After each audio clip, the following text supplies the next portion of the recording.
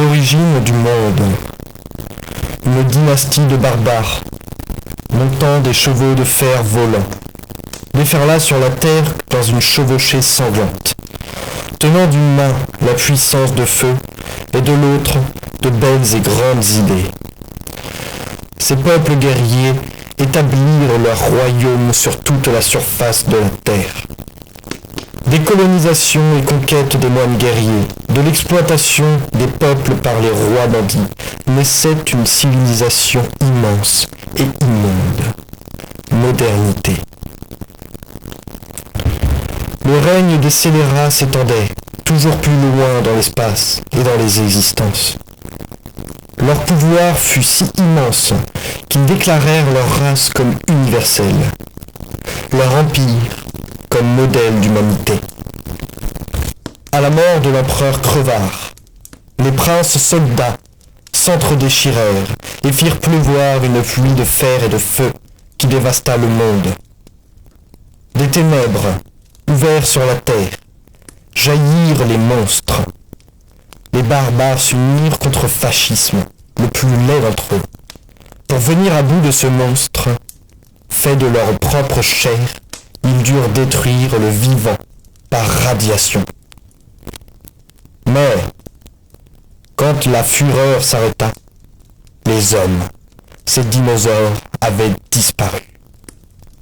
En ce temps, le fond de l'air était rouge, et sur le sol ne poussaient que des poings levés. Les enfants, progéniture orpheline, grouillaient, affamés. Avec les êtres merveilleux, nature et jeu, ces sauvages résistaient.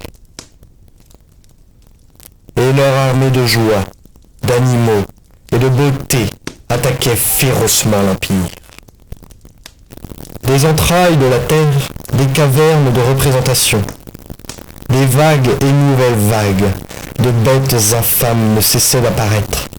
Les géants industrie et technologie asphyxiaient l'atmosphère, et l'hydre à deux têtes contrôle, répression, leur coupait les mains et leur brûlait les yeux.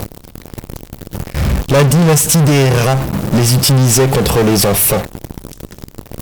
Le plus hardi de ces affreuses créatures, nihilisme, les convainc de fuir la lumière.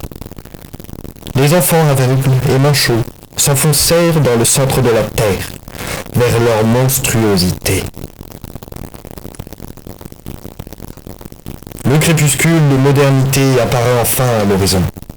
À l'heure où règnent sur terre que des choses féroces et inhumaines. Le déclin des scélérats n'a jamais été si proche. Les enfants monstres, errant dans les plis de la modernité mourante, sont remontés à la surface et cherchent le soleil. Ils fourmillent dans les futures ruines et ne cessent de hâter la fin de ce monde qui n'est finalement pas le leur. Comme tous ces animaux en cage, ils sont prêts à bondir de liberté. Comme tous ces hommes de la rue, ces sauvages endimanchés, ces révolutionnaires camouflés, ces statues de gloire et de révolution, ils n'attendent qu'à revenir à la vie, la grande lumière du grand midi.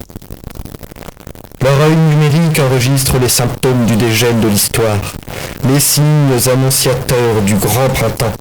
Leur regard survole le monde, les rues des villes dévastées.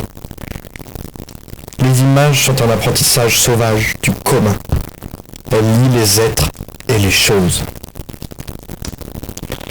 Leur réel est un gigantesque réseau de fils, un écosystème de cordons et de nœuds où l'on ne distingue plus ce qui appartient à l'un ou à l'autre.